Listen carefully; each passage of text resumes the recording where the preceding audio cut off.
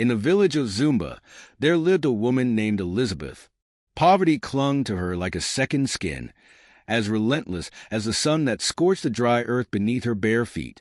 Her clothes were a patchwork of faded rags, barely shielding her from the biting winds and harsh weather. Elizabeth's hut stood on the outskirts of the village, a ramshackle structure that barely qualified as a home. The roof, made of dried palm leaves, leaked during every rainstorm, turning her small abode into a swampy mess. The windows were mere gaps in the mud walls, allowing the cold night air to seep in, mocking her with its chill. She had no bed to call her own, just a hard dirt floor on which she curled up each night, clutching her thin frame against the cold. Each morning greeted her with the same unyielding struggle. Elizabeth fetched water from the river, washed clothes for the villagers, and labored on their farms under the blazing sun. Despite her relentless efforts, her rewards were meager, just enough to stave off starvation, never enough to lift her from despair.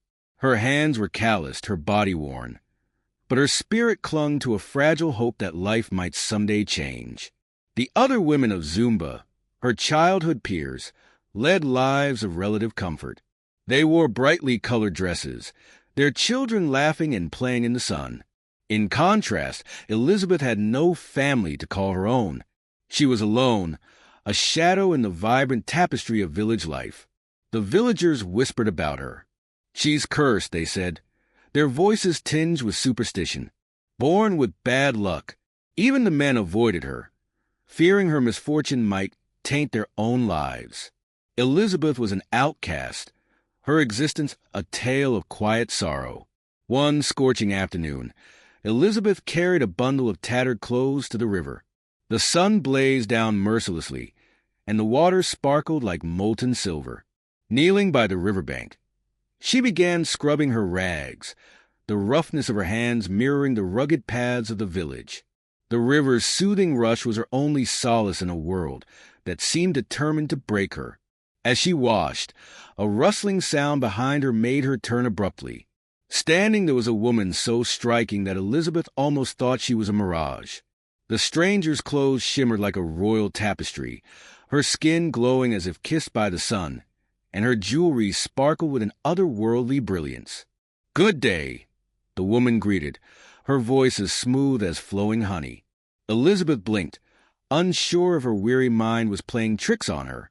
"Good day, Ma," she replied, her voice barely above a whisper. The woman stepped closer, her presence commanding. "My name is Rose," she said, her smile sharp and enigmatic. "I've been watching you, Elizabeth. I know of your struggles." Elizabeth's heart pounded. How did this stranger know her name? Her confusion deepened as Rose reached into a satchel and pulled out a stack of crisp, pristine bills. "I have a business proposition for you," Rose said, her tone matter-of-fact. "A simple task that will change your life forever." Elizabeth stared at the money, her mind spinning with possibilities and questions. "What kind of business?" she asked cautiously. Rose's gaze sharpened. "Collect used panties from the villagers. Bring me as many as you can, and I will pay you generously for each delivery." Elizabeth's jaw dropped. "Panties," she echoed, bewildered. "Yes," Rose said firmly. "No questions. Just do as I say, and poverty will be a thing of your past."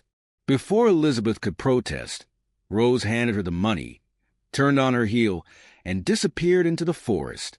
Elizabeth sat by the riverbank, clutching the money in her trembling hands. The weight of it was real, tangible, but the task was baffling. What could this mysterious woman want with old underwear? Elizabeth returned to her hut, her mind a whirlwind of thoughts. The money offered a lifeline, but the request filled her with unease.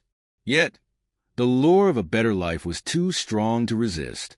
That night, she decided to proceed, crafting a plan that would seem ordinary to the villagers while fulfilling Rose's peculiar demand. At dawn, Elizabeth headed to the market and used some of Rose's money to purchase brightly colored buckets and shiny, playful balls.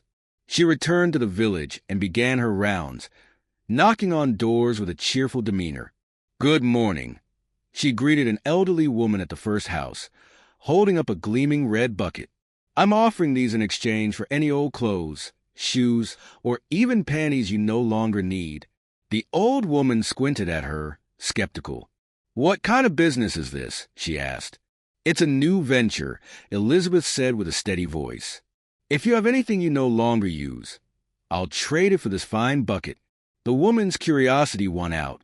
She fetched a pile of worn clothes, shoes, and at the very top, a few threadbare panties. Elizabeth thanked her profusely and handed over the bucket. Word spread quickly. By midday, villagers eagerly lined up to trade their old belongings for Elizabeth's shiny goods. Women pushed and jostled, excited to hand over their worn-out items for something new and useful.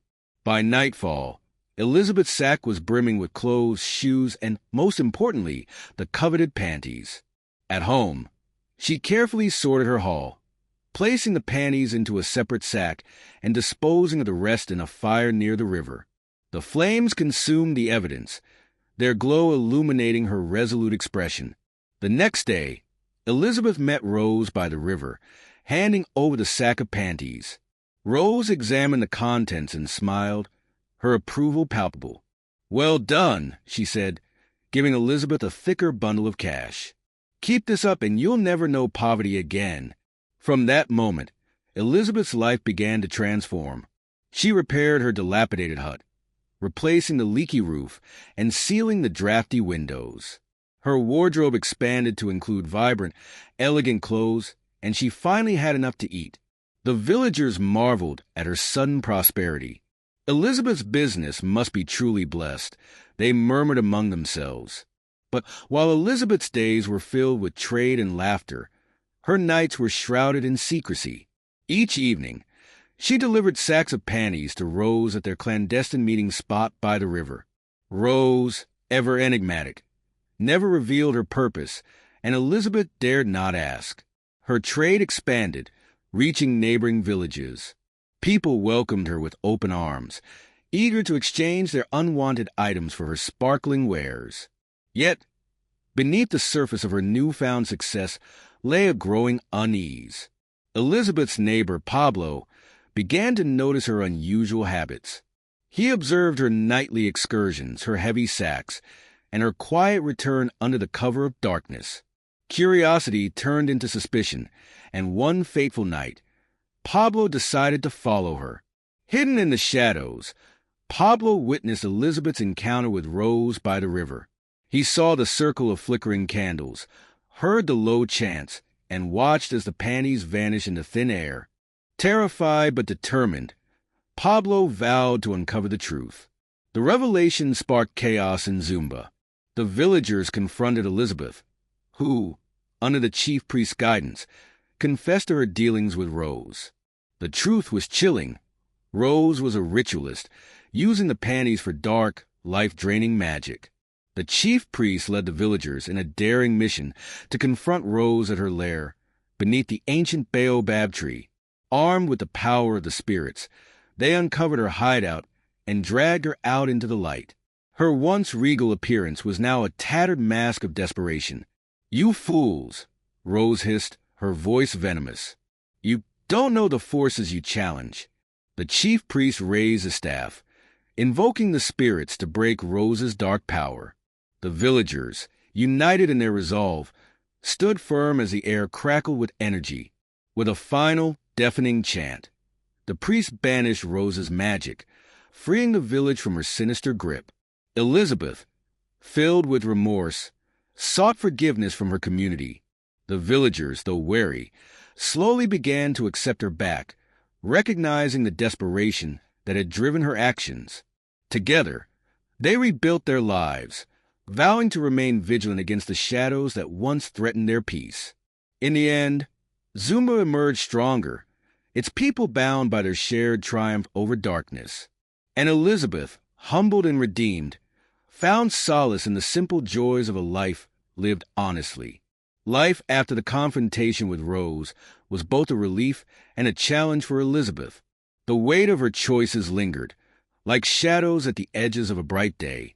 Her newfound wealth, though tainted by its origins, was used to rebuild her hut, to provide for herself and to begin anew. Yet the whispers of the villagers did not fade as easily. Some called her brave for admitting her faults, while others muttered that her actions had brought the village to the brink of destruction. Elizabeth bore it all with quiet resolve, determined to earn back their trust. The chief priest took an active role in guiding the villagers after Rose's fall. He spoke often of the dangers of greed and the importance of unity, using Elizabeth's story as both a cautionary tale and a beacon of hope. Even in the darkest moments, he would say, the light of redemption can guide us back. His words resonated deeply with the villagers, and slowly, the community began to heal. Elizabeth, on the other hand, immersed herself in acts of service. She offered to repair the homes of those who had been most affected by Rose's dark magic, using her remaining funds to buy materials and tools. With each nail she hammered and each roof she patched, she felt a small piece of her guilt lift. The villagers, seeing her genuine efforts, began to soften toward her. Despite this, Elizabeth's nights were still troubled. Dreams of Rose's eerie smile and the glowing circles of candles haunted her sleep. She often woke in a cold sweat, the echo of Rose's venomous voice ringing in her ears. The chief priest offered her counsel, urging her to cleanse her spirit through rituals and prayer. Elizabeth followed his advice, spending hours in solitude by the river, seeking forgiveness from the spirits of the land. One evening, as she knelt by the river, Elizabeth noticed something strange. The water, usually calm and clear, seemed to shimmer with a faint golden light. Intrigued, she leaned closer and saw her reflection ripple and shift. Instead of her own weary face, the image of Rose appeared, her eyes glowing with an otherworldly fire. Elizabeth stumbled back, her heart racing. Had Rose's spirit returned, or was this a trick of her mind? Elizabeth shared the experience with the chief priest, who took her vision seriously. The spirit world is vast and complex, he explained. Though Rose has been defeated, the remnants of her power may still linger. We must act quickly to ensure they do not take root. The priest gathered the villagers for a cleansing ceremony by the river, where they chanted prayers and made offerings to appease the spirits. During the ceremony, Elizabeth felt a strange energy envelop her. It was as though the river itself was speaking to her, its voice a soothing yet powerful hum. The villagers, too, sensed a shift. The air grew warm, and the river's golden glow intensified. The chief priest raised the staff high, calling upon the spirits to purify the land and banish any remaining darkness.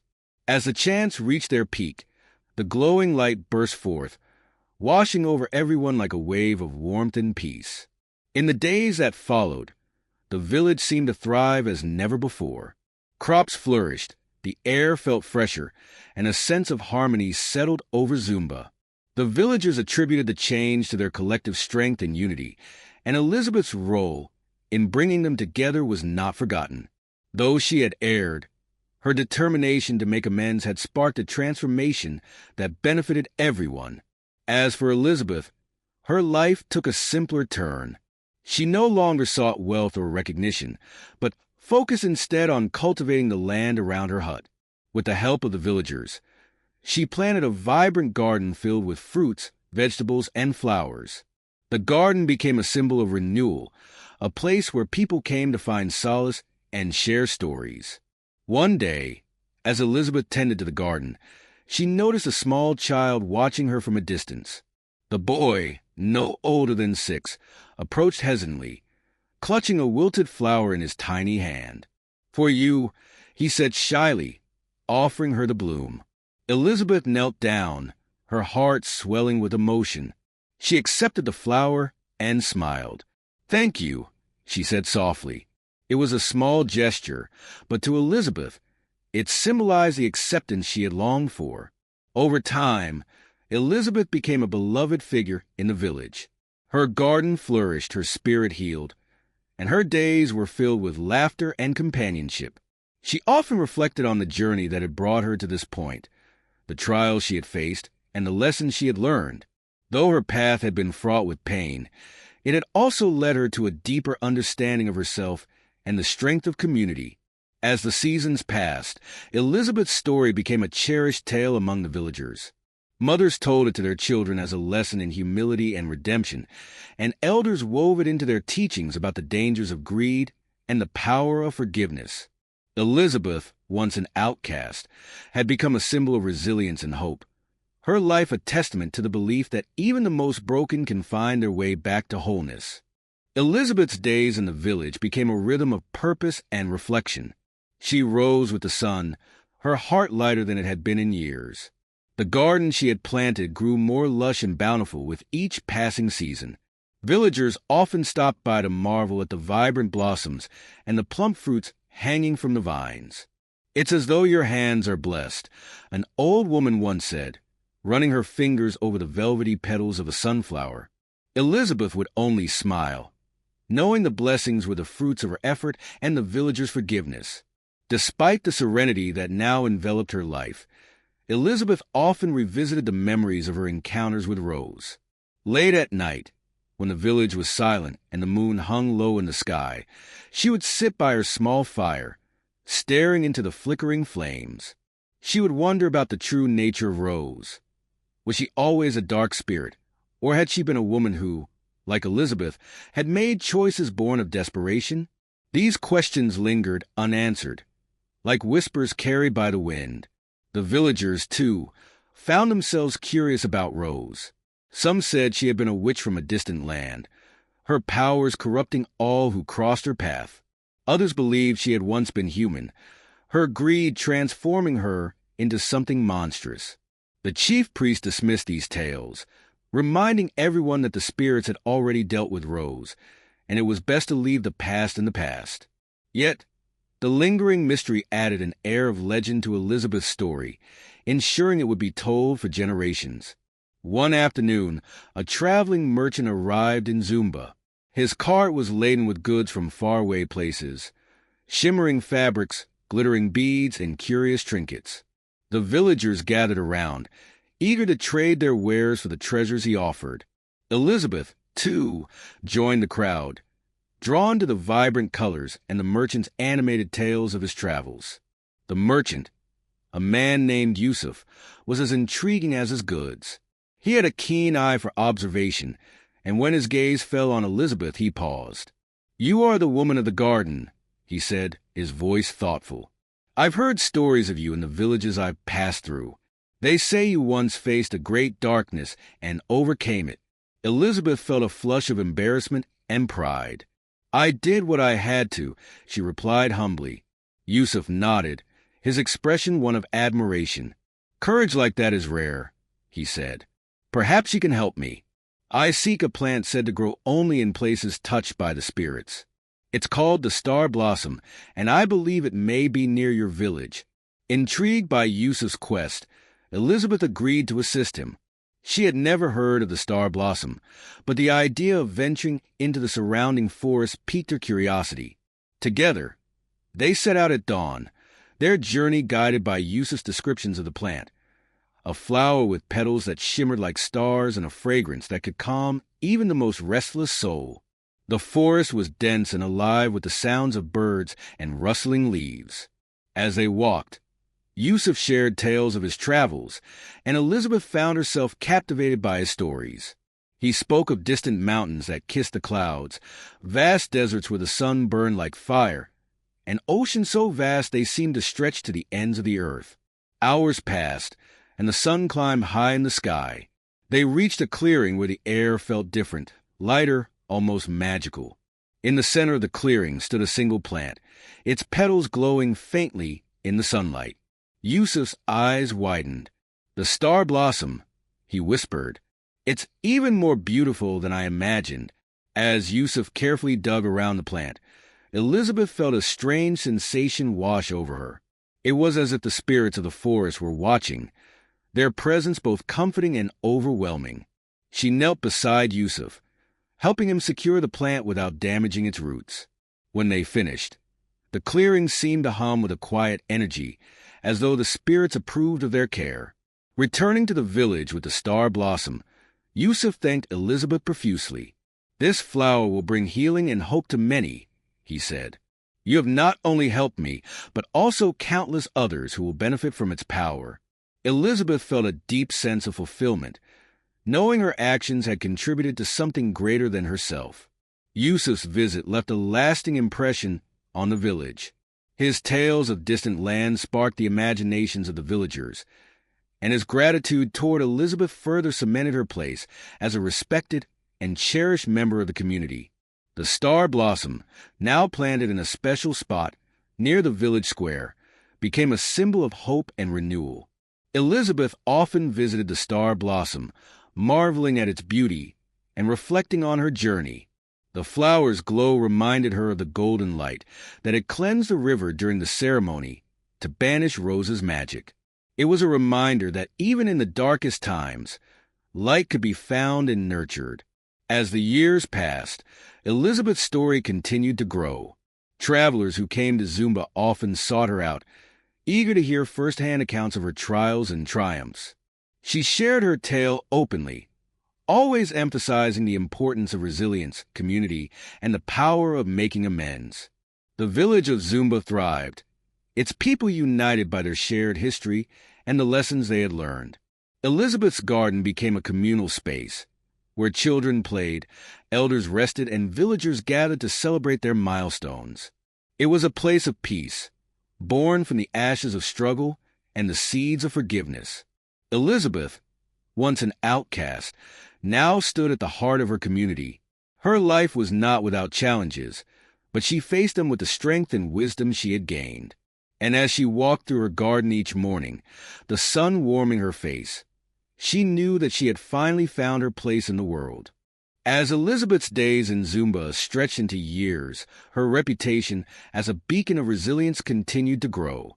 The villagers often turned to her for advice, not only about their crops or daily struggles, but also about matters of the heart and spirit. Her wisdom, shaped by hardship and redemption, became a source of strength for many. It was not uncommon to see people sitting with her under the shade of the baobab tree, pouring out their concerns as she listened with a calm and empathetic demeanor. The star blossom had become a centerpiece of village life, thriving in its special spot near the square. Its gentle glow seemed to radiate warmth and peace, drawing visitors from nearby settlements who came to see the miraculous plant. Stories of its origin spread far and wide, with each retelling adding new layers of mystery and wonder. Some claimed it was a gift from the spirits to protect the village. Others believed it held the power to heal the gravest wounds. Elizabeth tended the star blossom with the same care she gave to her own garden. She understood its symbolic importance and the hope it inspired in the people. Children often gathered around her as she worked, asking endless questions about the plant, her past, and the strange woman named Rose who had once brought darkness into their lives. Elizabeth answered their inquiries with honesty, never shying away from the lessons her story carried. One day, as Elizabeth was trimming the plants in her garden, a young woman named Amina approached her with a worried expression. Amina was one of the newer residents of Zumba, having moved to the village after marrying a local farmer. Though she had settled in well, she seemed troubled. "Elizabeth," Amina began, her voice tinged with hesitation, "I've been having strange dreams.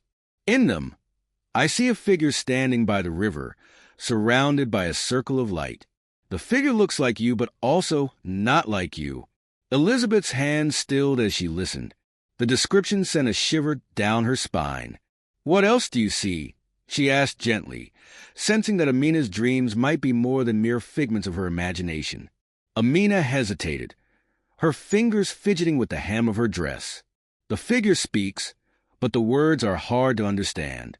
It feels like they're trying to warn me of something. And last night, I saw the star blossom in my dream, glowing brighter than ever." Elizabeth's heart tightened. Dreams were often seen as messages from the spirits, especially when they came with such vivid imagery.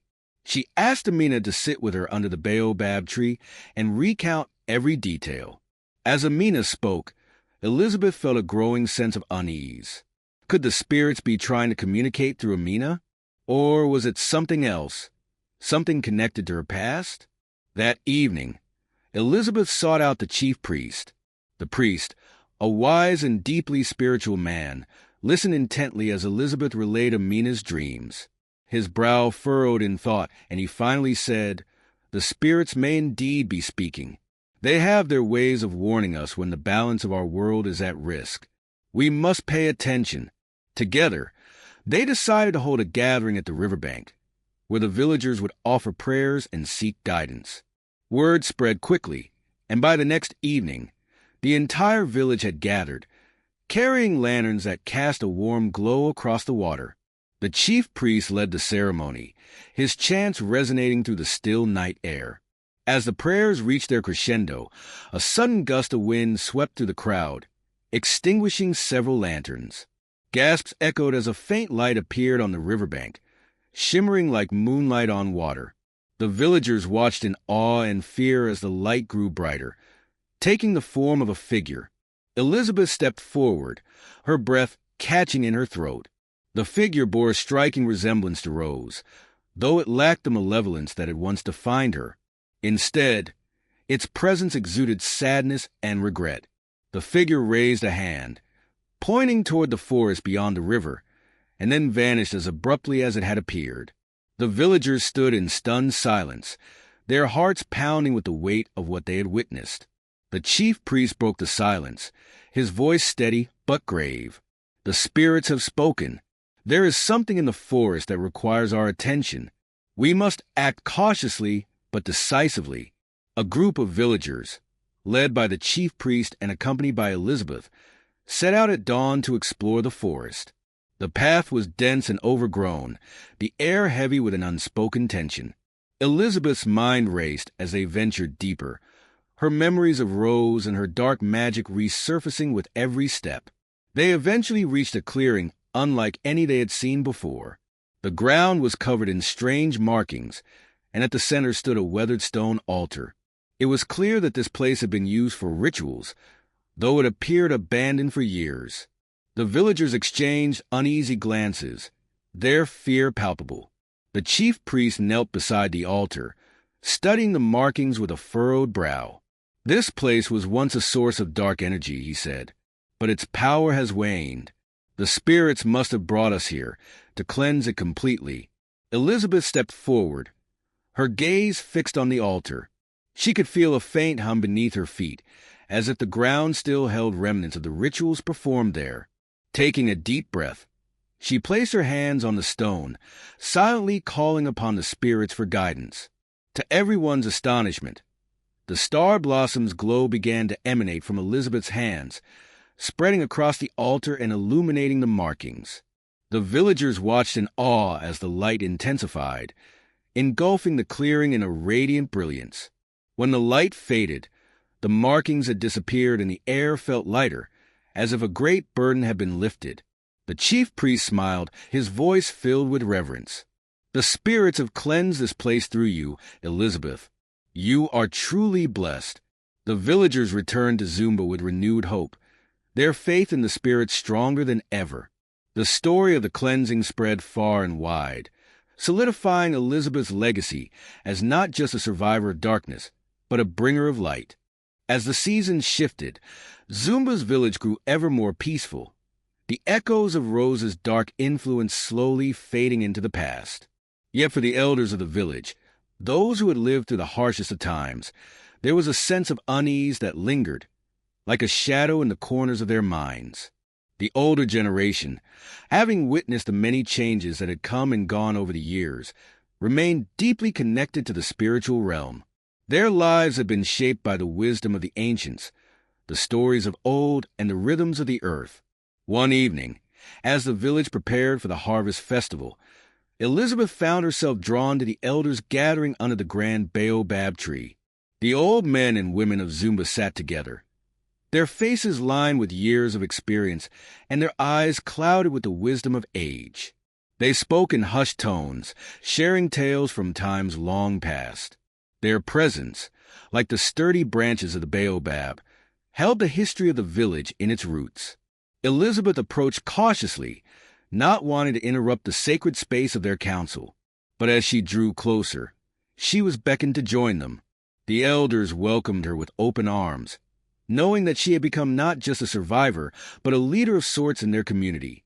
Her role had shifted from a woman who once struggled alone to one who now carried the mantle of hope for the younger generations. Elizabeth, one of the oldest women, Mama Amina, spoke with a voice that was soft but commanding. Her back was bent, but her gaze was sharp. "You've changed our village, and we have seen the power of your strength. But there are still things in this world that need the wisdom of our people. Do you understand?"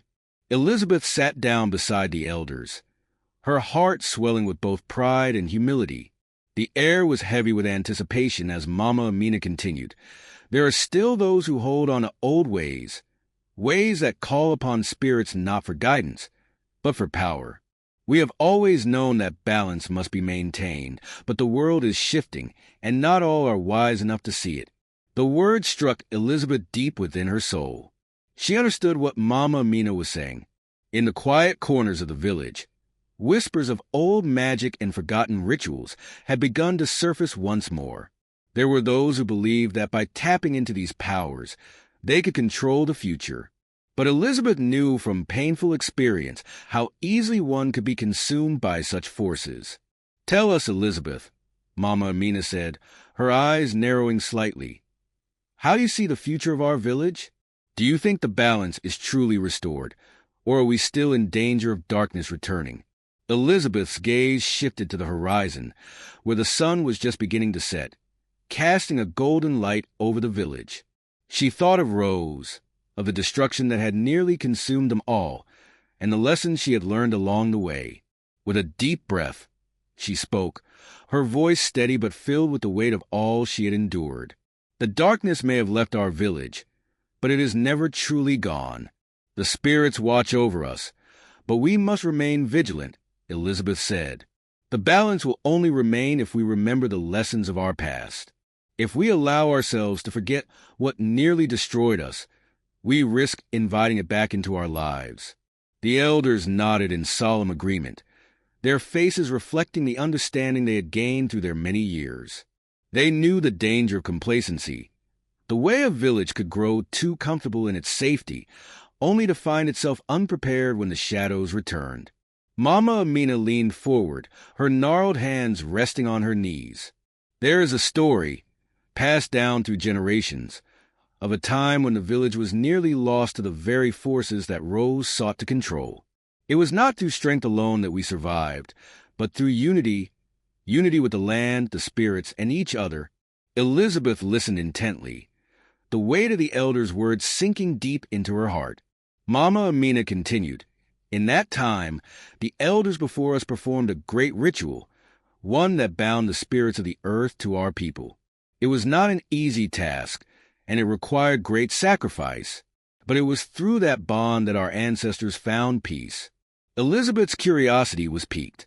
"What happened to the ritual?" she asked. "Why has it not been performed again?" Mama Amina's eyes darkened slightly, and she looked around at the other elders. There was a pause before she spoke again, her voice barely above a whisper. "The ritual is not something to be taken lightly. It requires not only great strength, but also great humility. It requires the willingness to sacrifice, to give something of yourself for the good of the village. And there is one condition that must never be ignored. The balance between the human world and the spirit world must be kept intact." Elizabeth felt a shiver run down her spine as the weight of Mama Amina's words settled in. A ritual that bound the spirits to the land. Was this what the village needed now? Would it protect them from the forces that sought to disrupt their peace? Elizabeth, another elder, Baba Tund, spoke up, his voice deep and resonant. "You have been through much. The spirits have already tested you, and you have proven yourself worthy. But there is one thing I must ask. Will you take on the responsibility of renewing this bond between our people and the spirits?" The question hung in the air, heavy with expectation. Elizabeth looked around at the elders, their eyes filled with hope and trust.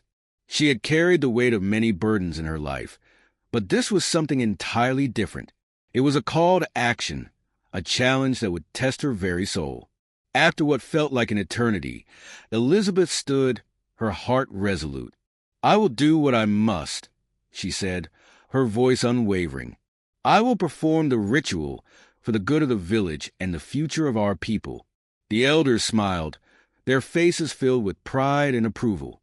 Mama Amina placed a hand on Elizabeth's shoulder, her touch light but full of strength. "We knew you would," she said. "You have always been the one to lead us forward." The days that followed were filled with preparations. Elizabeth worked alongside the elders, gathering the necessary herbs, sacred objects, and offerings for the ritual. The village buzzed with activity as everyone came together to contribute in their own way. It was a time of renewal, of collective effort, and of shared purpose. The night of the ritual arrived, and the entire village gathered at the sacred clearing near the river. The sky above was filled with stars, each one seemingly watching over them. The air was thick with anticipation, and a deep silence settled over the people as they took their places. Elizabeth stood at the center of the clearing, surrounded by the elders. She was dressed in ceremonial robes, her heart beating in time with the rhythm of the earth beneath her feet. In her hands, she held the sacred staff that had been passed down through generations, a symbol of her connection to the spirit world. As the chief priest began to chant, the villagers joined in, their voices rising in unison. The ground beneath Elizabeth seemed to pulse with energy, and a soft wind began to stir the leaves of the trees. The spirits were awakening, responding to their call. The ritual was a delicate dance of offerings, prayers, and sacred gestures. Elizabeth moved with grace, her every action guided by the wisdom of the elders and the spirits who had watched over Zumba for centuries. As the final words of the chant echoed through the night, a brilliant light enveloped the clearing, brighter than any star. When the light faded, a profound silence descended. The villagers held their breath, waiting for the signs. Slowly, the stars above began to shine more brightly, and the earth beneath their feet felt solid, unwavering. The balance had been restored, the bond between the human world and the spirit world renewed. The village of Zumba was safe once more, its people united by their shared faith and determination. Elizabeth, exhausted but filled with a deep sense of peace, stood tall. The elders gathered around her, their faces radiating approval and gratitude. The village had come together in a way it never had before, and Elizabeth's role in their collective success was undeniable. The days that followed were filled with celebrations, as Zumba rejoiced in the knowledge that their village was protected. The Harvest Festival took on a new meaning that year, as the villagers honored the spirits and their deep connection to the land. Elizabeth, ever humble, watched from the sidelines, her heart full of gratitude for the life she had rebuilt. She had come from nothing, and yet now she was a leader, a guide, and a symbol of hope for the generations to come. Her journey was far from over, but for the first time, she felt truly at peace. As the years passed, Zumba continued to thrive, its people growing ever stronger in their bond with the earth and the spirits. Elizabeth's legacy lived on, not just in the stories told about her, but in the hearts of those she had touched. And so, under the watchful gaze of the stars, the village of Zumba flourished. The people were united, not just by the land they shared, but by the spirit that flowed through them all, binding them together as one. Elizabeth, the woman who had once stood alone, had become the heart of a community that would never again be divided. In the end, it was not the magic or the rituals that had saved them, but the strength of their unity, and that, the elders knew, was the greatest gift of all. Subscribe to our channel for more inspiring and emotional stories like this, like in comment as well. See you